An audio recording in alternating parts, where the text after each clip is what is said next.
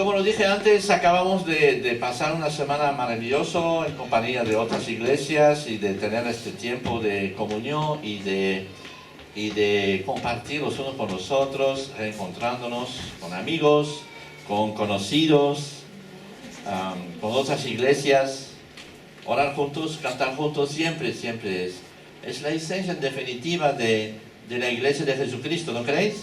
¿Ah? Es lo que Jesucristo quiere y quiere hacer y quiere demostrar en este mundo que es tan dividido y que tiene tantos problemas, que hay grupos de personas que le siguen y que pueden vivir en armonía juntos, ¿no creéis? Yo sé que muchos dicen, bueno, sí, parece ser curioso. No es exactamente lo que estoy viviendo, pero bueno, no sé qué. ¿Sí? Es lo que Dios quiere.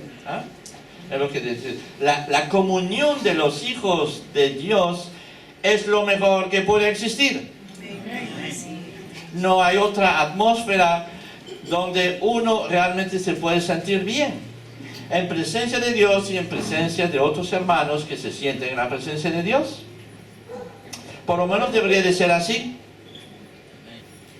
Será así entre los hermanos de diferente iglesia, pero ante todo entre los hermanos de la misma iglesia, ¿no crees? Dios quiere que nos amemos los unos a los otros, así como Él nos ama.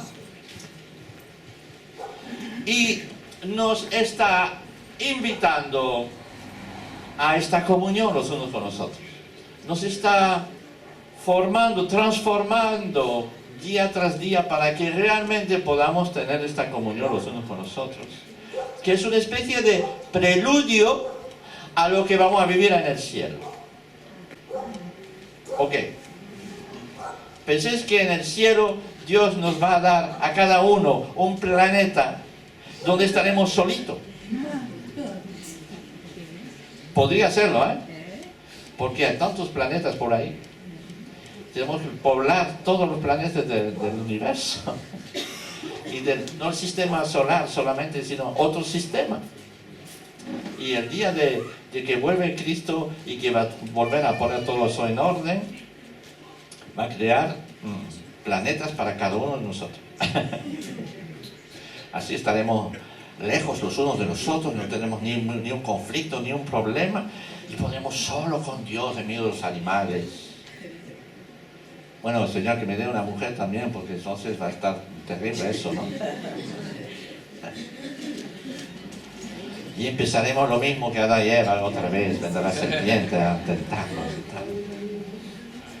tal. No, Dios nos ha previsto y lo vemos en ciertas fotografías que tenemos en el Apocalipsis, ¿verdad? Ya el futuro un poco, ya lo podemos analizar y ver que no estaremos todos juntos, ¡wow!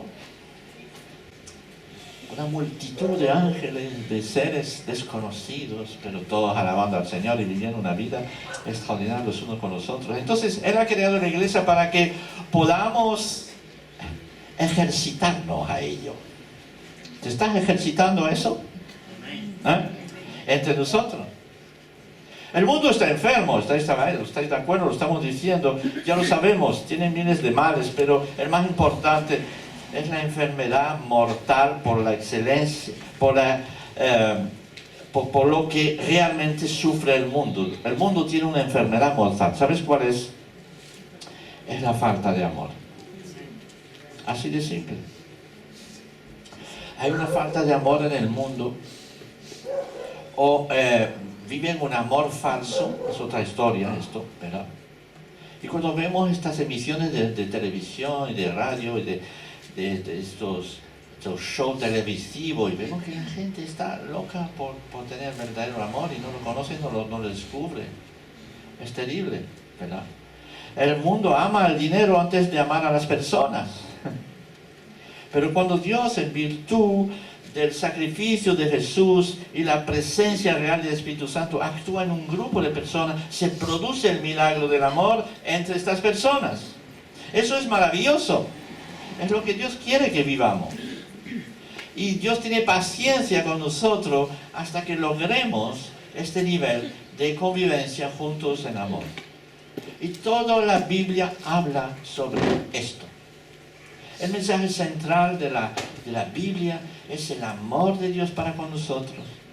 Y el amor de Dios que quiere ser derramado en nuestros corazones, para que podamos amarnos los unos a los otros y vivir el antesala de la vida eterna después de la muerte. Vivir ya ahora. Y toda la Biblia nos habla de eso.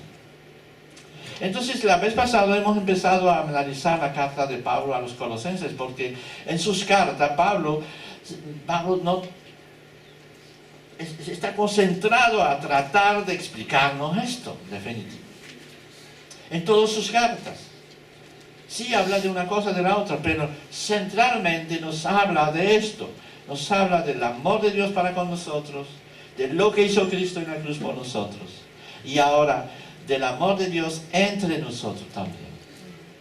Y eso lo escribe otra vez a través de la carta a los Colosenses, que estamos tratando de analizar por lo menos estos 2 primeros capítulos.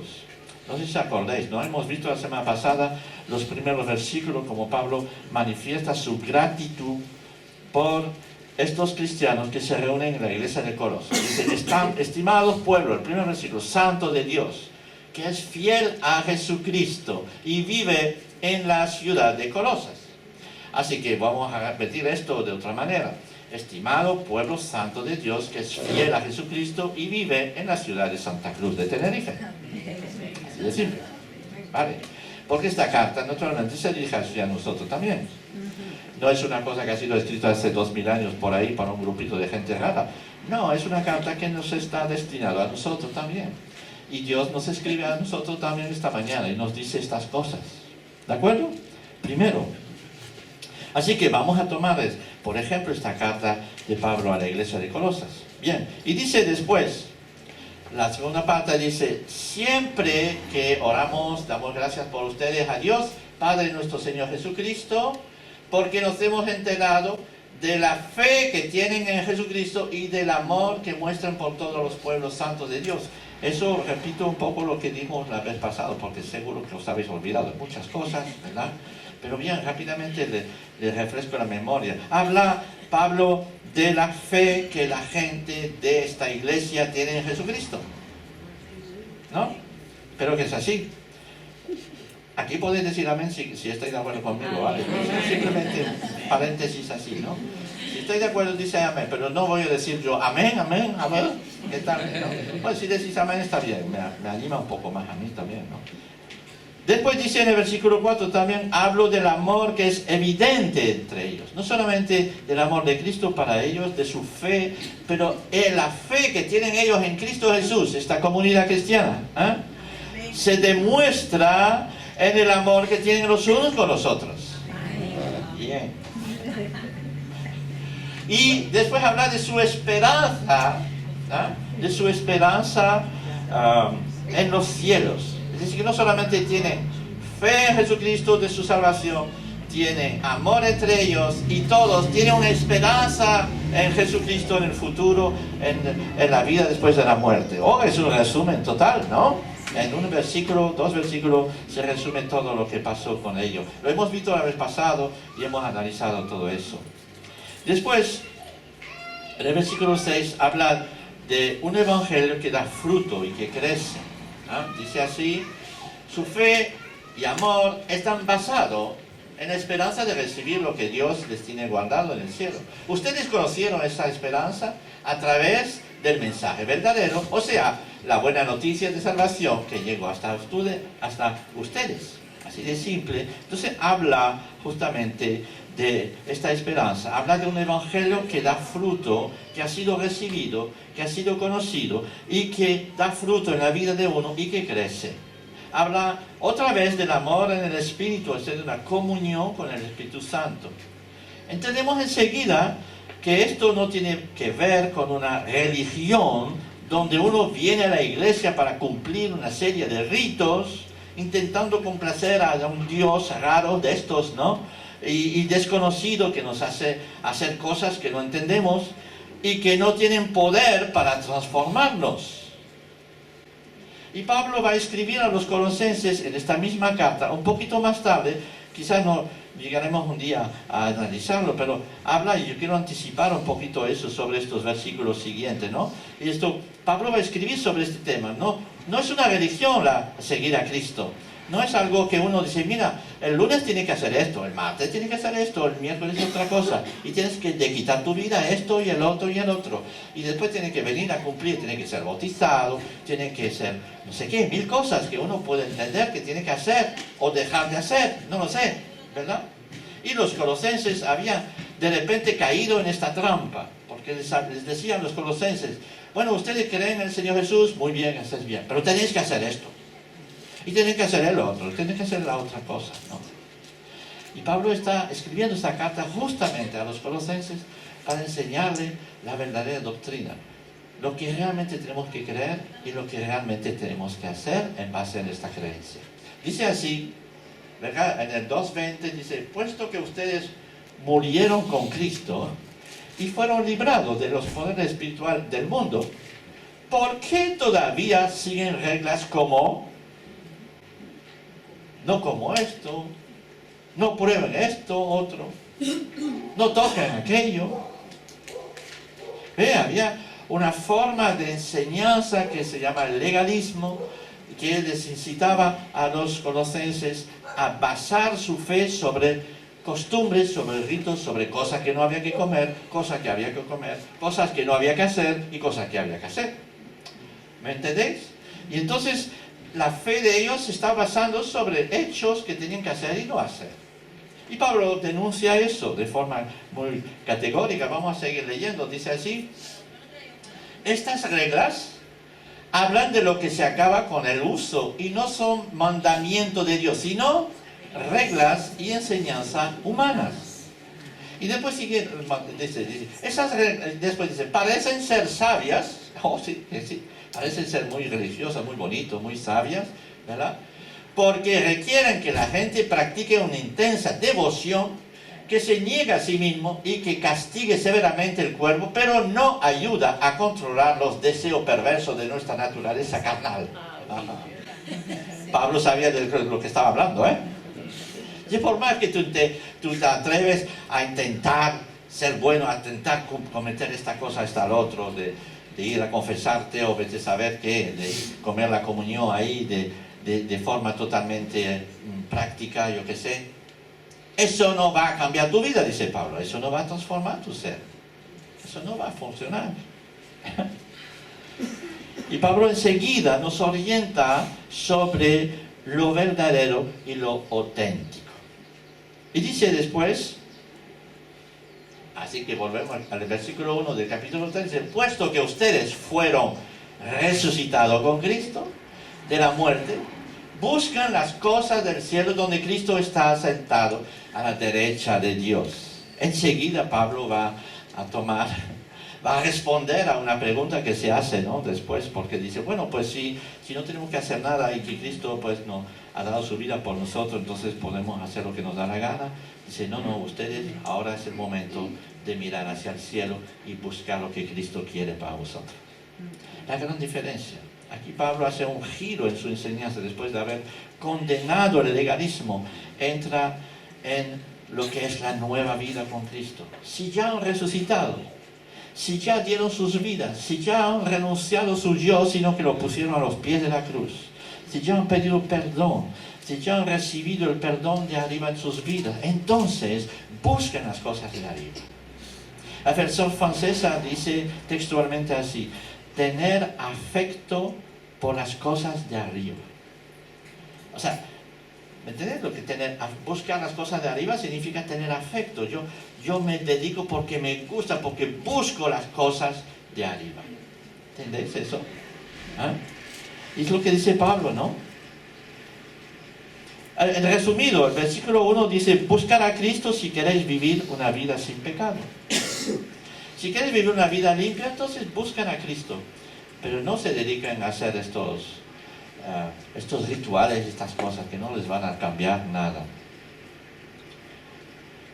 Probablemente llegaremos a hablar de este pasaje en un futuro domingo, porque no hemos llegado todavía, pero quería un poco anticipar la idea, ¿verdad? Ahora volvamos a los versículos que son para hoy. Y volvemos del 12 al 23 que hemos leído. Aquí, Dios nos rescató del poder de la oscuridad y nos hizo entrar en el reino de su Hijo amado, quien pagó el precio de nuestra libertad. Y así tenemos el perdón de nuestros pecados. Este versículo debe ser subrayado en vuestras Biblias. Lo voy a averiguar a la salida. No. Porque es un versículo tan clave, tan preciso, que nos dice realmente lo que toda la Biblia nos quiere hacer ver y enseñar. Dos versículos que deberíamos de tener absolutamente presentes en nuestras vidas. Pablo les recuerda a los colosenses que éramos incapaces de resolver nuestro problema de pecado delante de Dios. Somos pecadores y por más ejercicio de antipecado que vamos a intentar hacer, no vamos a lograr nada por nuestras propias fuerzas. ¿De acuerdo? Desiste a hacer. Decir, voy a ser bueno mañana. Mañana. Y lo intentaré. Olvídate de eso, no lo vas a poder hacer. Es imposible, hay una fuerza en nosotros, estamos contaminados. Y por más que hacemos ejercicio para descontaminarnos, no va a funcionar. No va a funcionar. Somos culpables delante de Dios, dice la Biblia, y no hay manera, ¿no? Y Pablo recuerda a los colosenses que éramos incapaces de resolver nuestro problema de pecado. Éramos destinados a una separación eterna de Dios. Sin embargo, dice aquí, nos hizo Él mismo, porque tuvo la gana de hacerlo, ¿eh? Podemos decir así, simplemente. Él nos hizo miembros de su reino, de su familia. Está escrito, no soy yo que lo estoy inventando. Él nos hizo miembros de su familia, en virtud del sacrificio de Jesús, quien pagó nuestra libertad. Y podemos decir que por la fe en Él obtuvimos el perdón de nuestros pecados. Es lo que está escrito, ¿sí? ¿Vale? Es solamente cuando uno se da cuenta de la gravedad y de la magnitud de nuestro pecado que nos ha separado de Dios, que nos lleva a la muerte, porque el salario del pecado es la muerte. Cuando nos damos cuenta de la importancia y de lo trágico que es el pecado en nosotros, que podemos también entender la magnitud del amor de Dios para con nosotros. Que no nos consideró así, que no nos acusó de esta manera así, sino que dio hasta su propio Hijo para salvarnos de esta situación. Como uno que se cae por un precipicio ahí y que está cayendo así, wow, wow, wow. Y claro, como la caída es muy larga, pues después se acostumbra. ¡Ay, qué bien! Voy volando, ¿no? Pero sí, estamos cayendo. Y lo trágico es esto, ¿no? Lo trágico es que somos pecadores y que nos vamos a la muerte y que no hay solución para nosotros. Pero dice que Cristo murió por nosotros. Aquí una historia de condenación y de alguien que va a pagar por nosotros. Por eso hablamos de rescate, ¿no? Hablamos de salvación.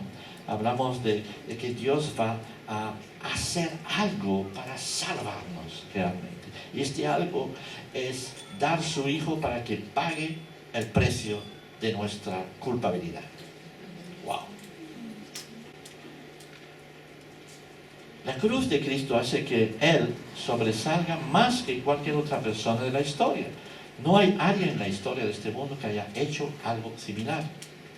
Ni siquiera los grandes filósofos, ni siquiera los maestros de antes de grandes religiones. ¿Sabe? Buda no murió por los hombres. No dio su vida Mahoma para salvarnos. Puede ser que hayan sido gente estupendo y maravilloso, que hayan dado ejemplos de cosas maravillosas, no lo sé, que hayan escrito cosas interesantes y muy buenas para mejorar un poco la condición humana, pero no han dado sus vidas para satisfacer la justicia de Dios. ¿Entendéis? Esta realidad debería de llevarnos a un estado de gratitud permanente. ¿Entendéis? Porque Dios y Jesucristo han dado su vida por nosotros, entonces eso debería de ser en nosotros un decir, wow, Señor, gracias. Y no solamente gracias una vez en la vida, un momento dado, sino cada instante deberíamos de vivir la alabanza y el agradecimiento a Dios desde el fondo de nuestros corazones. Porque si no es así, es que no lo crees. Y si lo crees de verdad, entonces tiene que ser así. No hay otra. ¿No es verdad? ¿Eh? Si no lo crees, entonces, bueno, pues de vez en cuando lo creo, entonces digo, bueno, pues a lo mejor sí, Señor, a ver. Pero si lo crees profundamente, es ahí donde interviene nuestra fe, ¿verdad? Si lo crees perfectamente y profundamente, entonces, wow, vas a agradecer a Dios por esto, continuamente, que sea en el culto del domingo por la mañana, pero también el lunes por la mañana cuando estás medio dormido y dices, tengo que ir a trabajar. Ay, gloria a Dios, tú me has salvado. Wow, va a ser un día estupendo. ¿No? ¿No es así? Así es. Así que la cruz de Cristo, pues, es el centro de todo. Y Pablo lo va a explicar una vez de forma muy precisa. Y para cualquiera de nosotros esta mañana que todavía no tiene la cosa muy clara, yo creo que los versículos que vamos a leer ahora, pues son exactamente lo que Dios ha hecho para con nosotros. Para que lo entendamos, Pablo lo repito 1000 veces. Porque sabe que esto es el centro del mensaje de la Biblia. Es lo que tú tienes que saber, es lo que tengo que saber, ¿entiendes? Si existe el profeta o no, o si existe no sé qué, extraterrestre o no, no me importa. Dios lo que quiere es que tú sepas que esto, que somos pecadores, perdidos, culpables delante de Dios, pero que la culpabilidad nuestra ha sido redimido, ha sido pagado por Jesucristo en la cruz. Eso es lo que quiere y que lo sepas, y que cuando lo sabes, tu vida va a empezar a cambiar. Amén. En el versículo siguiente, del 15 al 20, de los versículos 15 al 20 que tenéis en vuestras Biblias, hay lo que se llama un himno, no seguramente era una canción de alabanza que cantaban los primeros cristianos. Y en las canciones de alabanza, especialmente en el comienzo de los cristianos, la primera iglesia, trataban de poner letras en las canciones que recordaban la doctrina, que recordaban estas cosas, que recordaban lo principal, ¿de acuerdo? Entonces, en el comienzo, todo estaba basado sobre la doctrina. Aquí lo vemos una vez más. Si leemos el versículo 15 al 22, creo que es, o al 21, pues es un himno que cantaba la gente, que cantaban los primeros cristianos. Si bien se piensa así, ¿no? Si bien sería interesante de conocer la música, ¿verdad? Nosotros somos músicos. ¿Qué tipo de música empleaban para cantar estas canciones, verdad? Y yo creo que Dios ha sido muy sabio para no darnos la música, ¿sabe? Porque entonces estaríamos todos los domingos cantando lo mismo. ¿Viste saber cómo lo cantaban ellos? No lo sé, a lo mejor, pero bien. Gracias a Dios, Dios nos ha dejado libre de actualizar la música, pero no las palabras. Porque el mensaje siempre es lo mismo, ¿de acuerdo? Pero la música, Dios nos expresa en vuestra música como Dios os ha dado talentos y maneras de ser. Y si es con salsa, si es con menos salsa, ¿verdad? ¿Entendés? Así que no hay formas musicales que son de Dios y otras que no lo son, sino que Dios nos ha dado la creatividad para expresar nuestro contentamiento, nuestra alabanza a Dios de forma totalmente del fondo del corazón, que sea con una batería o que sea con un violonchelo, da igual. No hay música santa y otras que no lo es. Todas las músicas son buenas cuando están dedicadas al Rey de Reyes. Amén. Así es, bueno, pues por eso que no tenemos la música, pero sí tenemos las palabras. Y las palabras es lo que realmente nos interesa esta mañana, ¿verdad? Y dice así, nadie puede ver a Dios. ¿Estáis de acuerdo con esto? ¿Alguien lo ha visto? Bueno, pues aquí Pablo lo recuerda, ¿no? Nadie puede ver a Dios, eso está bien. Pero Cristo es Dios en forma visible. Es decir, que sí, la gente lo vieron. Pero vieron a Dios. Cuando Jesús estaba en medio de la gente y estaba hablando. ¿Ah? Es decir, que Cristo es Dios mismo. No es una emanación de Dios, no es una creación de Dios, es Dios mismo. es la imagen, la representación exacta de Dios. Él existe desde antes de la creación. Otra manera de entender bien esto, ¿no? Otro texto dice que es el principio de la creación. No es que fue primero creado Él y después los demás. No, Él estaba ya, estaba en el principio de la creación. Es Él lo que lo ha creado todo. Él ha creado las cosas. Y cuando nosotros miramos la creación, que no ha sido destrozada por los hombres, pero la verdadera creación, ¿verdad? Pues nos quedamos maravillados. Yo no sé si ustedes ven un poquito los programas de televisión donde hay las ballenas, donde están los animales más raros que hay por ahí, las flores y todas estas cosas. Uno se queda maravilloso. Y dice, bueno, Él ha creado todas las cosas. ¡Qué grande es nuestro Dios! Grande es nuestro Dios. ¿Ah? ¿Sí? Cantamos también esto, ¿verdad? Él es el principio de la creación. Con su poder creó todo lo que hay en el cielo y en la tierra, lo que se ve y lo que no se ve, ya sean ellos seres espirituales, poderes, autoridades y gobernantes. Todo ha sido creado por Él y para Él. Qué poderoso mensaje y poderosa escritura tenemos esta mañana. Todo lo que fue creado por Él fue creado también para Él. Y nosotros estamos en el medio de esta creación. Fuimos creados, ¿sí? No hay amén, ¿eh? La gente no está muy contenta de haber sido creado, ¿no? Fuimos creados. ¿Y cuál es el propósito de esta creación? Para Él. Fuimos creados para Él. Eso dice Pablo, y lo explica a los colosenses, ¿no? Cristo existió antes que todas las cosas, y todo el universo sigue su curso gracias a Él. Entonces, lo que está pasando, lo que está viendo, que la luna sigue, que el sol se levanta todas las mañanas, y lo vemos, lo hace porque Él quiere. Y nuestro Dios es maravilloso. Todo lo que fue creado fue por Él. Después dice, Él es la cabeza de la iglesia. Cristo es la cabeza de la iglesia. Wow, Pablo de repente pone la iglesia ahí en medio. Nos pone a nosotros en el medio. Es la cabeza de la iglesia, porque fue el primero en resucitar de los muertos. Así que Cristo como nos abrió el camino, ¿no? Decir, mira, Él que era sin mancha, sin tacha, no podía guardarle la muerte. Entonces resucitó de la muerte. Pero todos los que creen en Él, veremos por qué, también vamos a resucitar de la misma manera. Él es el primero de la creación, el primero que resucitó, y todos los demás que vienen después van a resucitar con Él. Amén. Eso es un maravilloso mensaje, ¿no? Él es la cabeza de la iglesia, Él es el primero a haber resucitado de los muertos, así que Él es lo más importante en todos los sentidos.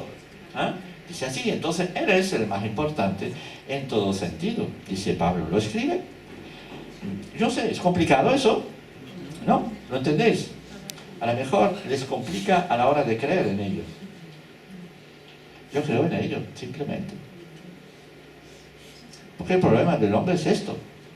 No es que no entienda el Evangelio. Es que no quiere confiar en Él. Y es tan simple confiar en ellos. Seguimos un poquito más. Dice el versículo siguiente, ¿no? Dice otra vez, Pablo dice, y con gusto de repente decidió reconciliar a todas las cosas, tanto los que están en el cielo como los que están en la tierra. Dios hizo las paces con nosotros a través de la sangre de Cristo que Cristo derramó en la cruz. Otra vez Pablo machaca, podemos decir, esta idea central, ¿verdad? Otra vez Pablo subraya esta realidad. Hizo las paces con nosotros a través de la sangre de Cristo que Cristo derramó por nosotros. Esto posibilitó a Dios perdonar y hacer las paces con nosotros. Cuando uno es culpable delante del juicio, de la justicia, no puedo decir la justicia, bueno, pues nada, quitamos esto y no pasa nada. Eso no es justicia, ¿sí? ¿O lo es? No, no es justicia. Alguien, o tú mismo tienes que pagar. Y si no pagas tú, alguien tiene que pagar. Y si no paga alguien, tú tienes que pagar. Porque si no es así, no es justicia. Mira, sí, pero el amor, y sí, la gracia, todo eso, sí, la gracia sí, pero Dios tuvo que pagar por ti. Es lo que está diciendo, por eso habla de la sangre de Jesucristo. ¿Por qué habla de la sangre de Jesucristo? Pues justamente por eso, porque Él pagó con su sangre, murió por nosotros en la cruz. Y tuvo que hacerlo delante de Dios y para salvarnos a nosotros. Por eso esto está absolutamente extraordinario, lo que está enseñando Pablo a los colosenses, o recordándoles a los colosenses de dónde proviene su gozo, de dónde proviene esta nueva vida que tienen en ellos, ¿no? Esto es el centro, el punto central de toda la Biblia. Desde el Génesis hasta el Apocalipsis se nos quiere hacer entender esta verdad central, que Cristo murió por nosotros y derramó su sangre, y todo aquel que en Él cree ya no se pierde porque está justificado delante de Dios. ¡Wow! Y Pablo sigue su exposición después. Antes estábamos alejados, y hostil al Evangelio. Aunque de vosotros antes estabais alejados y erais de ánimo hostil, ocupado en malas obras. Sin embargo, ahora Él os ha reconciliado en su cuerpo de carne mediante su muerte, a fin de que presentaros santo, sin mancha e irreprensible delante de Él. Antes estábamos alejados, hostil al Evangelio. Pasábamos un kilo de todo eso. A Dios, hostil a Dios también. Quizás sin darnos cuenta. Estábamos en contradicción con Dios, en rebeldía con Dios, ocupados en malas obras, dice ahí. Otra traducción dice así, dice, antes ustedes estaban alejados de Dios y su manera de pensar los hacía enemigos de Dios porque practicaban la maldad. ¿Entendemos esta descripción del ser humano normal? ¿Verdad? La muerte de Cristo, entonces, después dice el texto, otra traducción dice así, aunque vosotros antes estabais así, me pasa el otro, ahora os ha reconciliado, pero ahora Cristo los ha reconciliado mediante la muerte que sufrió en su existencia terrena. Él lo hizo para teneros a ustedes en su presencia, santos, sin mancha y sin culpa. Esto es también un versículo que tienes que apuntar, ¿no? Digo yo. Sí. Antes estabais hostiles al Evangelio y ahora a cambiar las cosas. Otra traducción dice así, sin embargo, ahora Dios los ha hecho sus amigos por medio de la muerte de su Hijo, quien se hizo hombre. Dios lo hizo así para que ustedes pudieran presentarse ante Él sin pecado y libre de culpa. La muerte de Cristo nos hace santos y podemos presentarnos a la presencia de Dios limpios de todo pecado y de toda injusticia. Hay algo que mucha gente no entiende, es no entiende el alcance del perdón de Cristo para con nosotros. Por eso siguen viviendo en temor, siguen viviendo en, vamos a ver, tengo que comportar. Sí, es así. Dios nos ha perdonado cuando no lo merecíamos, solamente porque hemos creído en ello y confiamos en esto. Dios nos ha perdonado, nos hace libre de toda culpa, dice ahí, sin culpa. No tengo culpa ninguna delante de Dios. Si tuvieras que presentarte tú delante de Dios en este mismo momento, ¿tienes culpa en tu vida? Pregunto. Fíjate que viene el ángel de la muerte, nos morimos todos y nos llegamos delante de Dios. Y somos juzgados delante de Dios, ¿no? ¿Cómo te encuentra Dios en este momento? ¿Culpable o no culpable? Pues yo te digo una cosa, yo me encuentro no culpable. Ay, qué pretencioso este pastor. No, porque Dios ha pagado por mí hace ya 2000 años. Y un día, hace ya como 40 y pico años, le dije, sí Señor, creo en ti. Y desde este mismo momento me quitó la culpa. El día siguiente he pecado, pero ya mi culpa estaba quitado. Y el tercer día he seguido pecando y mi culpa estaba pagado ya. ¿Qué voy a hacer? ¿Qué voy a hacer? Es una cosa que la gente no entiende. Dice, Él murió por nosotros para que nos podamos presentar delante de Dios sin culpa. No es que hayamos hecho algo especial entre las dos cosas.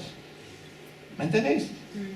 Él murió por nosotros, entonces ya somos sin culpa y podemos presentarnos a Dios. Por eso ahora podemos tener acceso al Padre, podemos orar y podemos decir papaíto. Si no, no podríamos decir tal cosa. Dice, juez, a ver, ¿sí?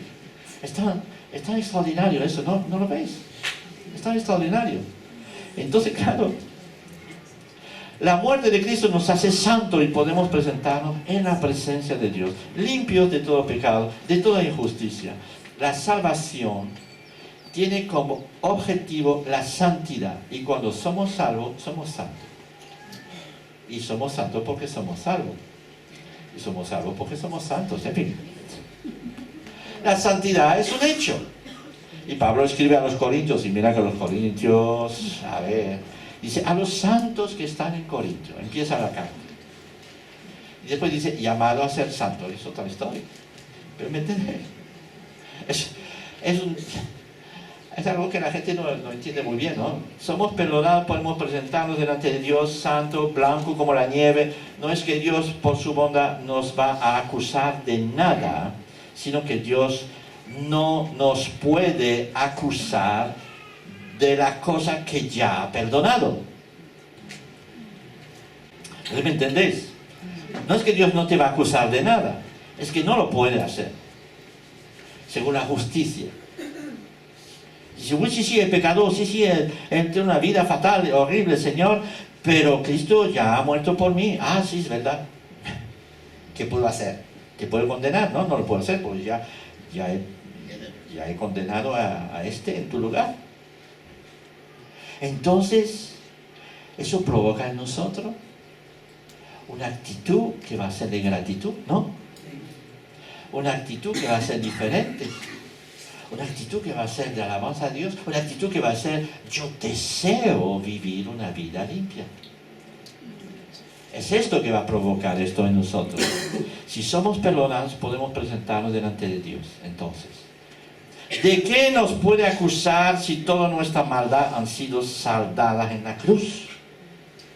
¿De qué nos va a acusar? Y Pablo lo va a decir en otro pasaje, en Romanos 8:33, dice, ¿quién acusará a los escogidos de Dios? Dios es el que justifica. ¿No hay amén a esto? Amén. ¿Quién acusará a los hijos de Dios? Dice aquí, dice ahí, ¿quién acusará a los escogidos de Dios? Dios es el que justifica. ¿Quién es el que condena?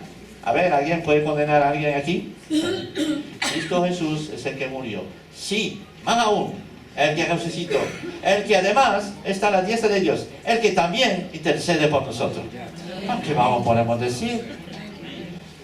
Me gustaría que todos esta mañana pudiéramos salir de aquí diciendo, wow, libre, perdonados, no tengo ninguna culpa sobre mi vida. Y no porque he sido bueno, porque ya lo sé. Porque Cristo dio su vida por mí. Y porque lo creo. ¿Quién acusará a los escogidos de Dios? Eso es fantástico. Así que si te sientes acusado por Dios, cree en lo que hizo Cristo por ti y sabrás que ya Dios no te acusa. No te acusa de nada. Eso es una verdad que tenemos que proclamar y anunciar. Y uno dirá, bueno, pero eso es demasiado fácil.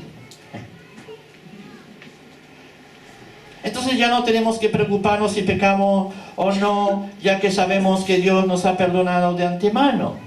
Eso le decía la gente a Pablo. Dice, Pablo, ahora puedo pecar a gusto porque ya estoy perdonado, no pasa nada. Dice, pero usted no ha entendido nada. Vamos a ver. No ha entendido todavía nada, ¿no? Les voy a decir algo curioso. En la teoría sí. En la teoría podrías pecar como te da la gana. Eso es la teoría, porque si nos ha perdonado ya, pues sí. En la práctica es imposible. Es imposible porque el Espíritu de Dios en nosotros empieza a transformar nuestras vidas y nos va a dar gusto a la santidad. ¿Saben lo que es eso? Nos va a gustar la santidad y vamos a desearla. El Espíritu de Dios es lo que hace en nosotros. Nos da gusto de la santidad. Vamos a decir, wow, me siento bien cuando hago las cosas bien. Y me siento mal cuando las hago mal, porque estoy haciendo dolor a mi Señor, ¿verdad? Y el Señor nos dice, bueno, sí, es verdad, pero ya te he perdonado. Entonces otra vez dice, ay, que Dios, ¿cómo es posible que haya hecho algo malo? ¿Me entiendes? Hay una relación, porque tú cuando estás enamorado de alguien, no le quieres hacer daño, ¿sí o no? Cuando no la quieres, te importa ni un bledo. Pero cuando la quieres, entonces le haces daño y entonces te sientes mal, ¿no? Pero la persona que está al frente de ti te quiere tanto que dice, no, ya te conozco, sé que tú eres así, ¿qué vamos a hacer? Sí. Ojalá fuera así, ¿no? Pero bueno, sí, pero con Dios es así, ¿no? Con Dios es así. Sí, yo conozco tu problema, yo sé lo que está pasando, yo sé que estás cayendo una vez y la otra y tal, no sé, pero ya te he perdonado. Wow, eso no me deja desarmado, como dice el otro, ¿no? ¿Qué puedo hacer? Sino pedirle ayuda para cambiar, sino para pedirle ayuda para realmente santificar más mi vida. Y es así donde les voy a decir, entonces en la teoría sí, pero en la práctica es imposible. Si no fuera así, no sé cómo podríamos dormir tranquilo, ¿verdad? Si fuera que Dios nos acusa de cada pequeño pecado que hacemos, yo no sé cómo podemos dormir. ¿Tú puedes dormir? ¿Verdad? Sería imposible. Sí, Dios me ha perdonado en la cruz, pero hasta ahí. Cuando le dije, sí, Señor, perdóname, pues me perdonó. Pero el día siguiente he pecado. Otra vez no puedo dormir, no sé. Estoy otra vez bajo la acusación de Dios. ¿Entendéis? Sería imposible vivir. Seríamos los cristianos más amargados del mundo. Porque no solamente pecamos, pero nos damos cuenta que estamos pecando, ¿verdad? Entonces seríamos muy amargados. Pero no, el Señor te dice, pues ya te perdoné, tranquilo. Ya sé que tú eres así, ¿qué va a ser? Espérate un momento, vamos a empezar un cambio, una transformación en tu vida. Vamos a tratar el Espíritu va a empezar a trabajar tu corazón, a cambiar tu vida, a hacerte diferente. Pero ya eres santo. Cuando te mueres en ese momento, entras en la gloria de Dios. Tú puedes entrar. Tú puedes entrar en la casa del Padre en cada día de tu vida. Puedes venir y decir, papá, ¿viste lo que me ha pasado? Y sí, ya sé que tú eres pequeño y resbalas muchas veces. Todavía no sabes caminar bien. Vamos a ayudarte, ¿no? Papá, me caí de la bicicleta. Me caí en el pecado, pero bueno, que es la bicicleta. No, tranquilo, yo te voy a ayudar a que puedas caminar con la bicicleta tranquilo. ¿Entendéis todas estas cosas?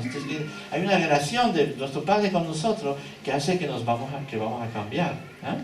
Y el versículo después siguiente, para terminar, dice así: si en verdad, ¿qué? Permanecéis sin pecado. No, dijo otra cosa ahí. Si en verdad permanecéis en la fe, bien cimentado y constante, sin moveros de la esperanza del Evangelio que habéis oído, que fue proclamado a toda la generación debajo del cielo, y del cual yo, Pablo, fui hecho ministro. Hay un sí, hay una condición ahí, ¿de acuerdo? Si en verdad permanecéis en la santidad, no. Si en verdad permanecéis en la fe, en la confianza de que Dios ha perdonado vuestros pecados. Eso es tener fe. Y en la confianza en la esperanza del día de mañana, de nuestro encuentro definitivo con Él. Otra traducción dice, pero esto será así, solo si mantienen su confianza en Cristo y siguen creyendo en lo que nos promete el mensaje de la buena noticia. Solo en esta condición de creer y de confiar. ¿Entendéis? La santidad de nuestras vidas es el fruto lógico de nuestra fe. no lo contrario. ¿Eh? No es algo que podemos fabricar nosotros mismos. Y seguro que seguiremos hablando de esto porque es un concepto que muchos no entendemos. Pero la salvación está condicionada por nuestra confianza en el mensaje del Evangelio. El Evangelio que hemos vuelto a explicar esta mañana. Espero que lo habéis entendido por esta vez, ¿no? Está escrito, tan simple. Eso significa que tenemos que vigilarnos de falsas enseñanzas, de falsas doctrinas, y que debemos también proclamar el Evangelio de la gracia. Que Dios nos envía en misión para proclamar esto, que tenemos que creer en la iglesia de Cristo también, de creer en la comunión de los hijos de Dios, y que podamos ayudarnos los unos a los otros. Por eso les digo una cosa, es triste cuando alguien abandona la comunión con las iglesias, sin razones aparentes, ya que la iglesia es el lugar donde se debería de vivir una dimensión de fe y de amor. ¿Saben una cosa? Dios odia a la iglesia. Dios odia a Dios, el diablo, perdón. El diablo odia a la iglesia, el diablo odia a Dios, el diablo odia a Jesús, el diablo odia a los cristianos. Vaya metido de pata, ¿no? Por lo menos algunos me escuchan.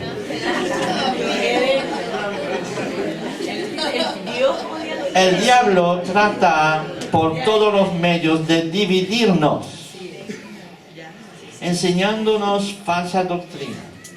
Doctrina que tienen pinta de espiritualidad, como lo hemos leído, pero que están alejados de la verdad, de la fe en Jesús. Ya hemos hablado del espíritu mundano de independencia el domingo pasado. Los que quieren volver a escuchar esto lo pueden ver, ¿verdad?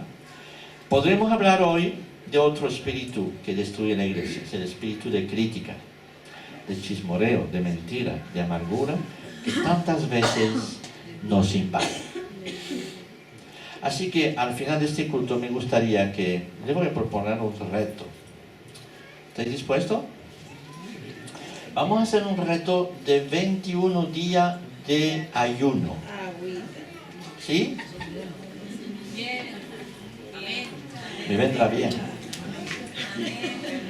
21 días de ayuno. ¿Vale? Espera, antes el otro versículo antes, por favor. ¿Te has saltado uno? Vale, eso. ¿Quién quiere hacer 21 días de ayuno? Ahí estáis, levantando. Habéis levantado la mano, ¿no? Bueno. Pero ¿sabe? Los hay que...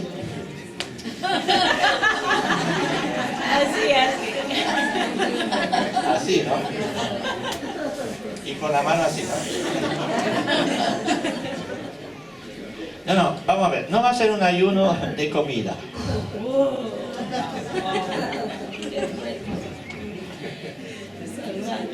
Porque el Proverbios 19 dice así: en muchas palabras no falta pecado, mas el que refrena sus labios es prudente. Entonces vamos a hacer un ayuno de muchas palabras. Es decir, vamos a hacer un ayuno de maldecir. Ahora sí puedes pasar a la próxima. Vamos a poner este afiche, ¿no? 21 días de ayuno en los que me abstengo de maldecir. Cuando digo maldecir, no digo te echó la maldición. No, maldecir es decir mal de algo, de alguien más. Podemos decir mal de algo, ¿sabes? Es otra cosa. Pero podemos decir algo, podemos decir mal del pecado, podemos decir mal de algo que está realmente contrario a la palabra de Dios, podemos decir mal de algunas actitudes y lo que sea, porque Dios nos da la sensibilidad de saber lo que está bien y lo que está mal, ¿de acuerdo? Pero no podemos decir mal de alguien. ¿Sí? ¿Quién se apunta? 21 días. ¿Ah? ¿Y quién se apunta de verdad? Porque sabes que si tú fallas, tienes que volver a empezar. El único medio de que realmente tengamos esta actitud que cambie en nosotros, ¿entendés? Porque sí que somos muy dados a decir mal de las personas. Entonces vamos a tratar de hacer eso, ¿verdad? Vamos a decir, Señor, delante de ti te pido que me reprendes en el nombre del Señor, ¿verdad? Cuando yo empiezo a decir mal de alguien. No significa que no voy a decir mal de lo que está haciendo, que es otra cosa. ¿Me entiendes? Es una diferencia eso. Bueno, sería muy de otra predicación, pero sí, tenemos que tener esta sensibilidad de lo que está mal y lo que está bien. Pero las personas no podemos decir mal de ellas. Porque somos todos iguales. Porque somos iguales a todos. Si decimos mal de alguien, deberíamos empezar a decir mal de nosotros mismos, ¿verdad? Así que vamos a hacer este ayuno para los que quieren, ¿ya? Yo no voy a obligar, los ayunos tienen que ser voluntarios y así, pero eres tú también el único que verás si cumples eso o no, ¿verdad? Bueno, tu esposa, ¿saben? Esta mañana mi esposa me dio una bendición. Ella no lo sabe, pero me dio una bendición. Y esto es una tontería, pero... Y cuando bendecimos, algo pasa, ¿no? Así que vamos a terminar y nos ponemos delante de Dios.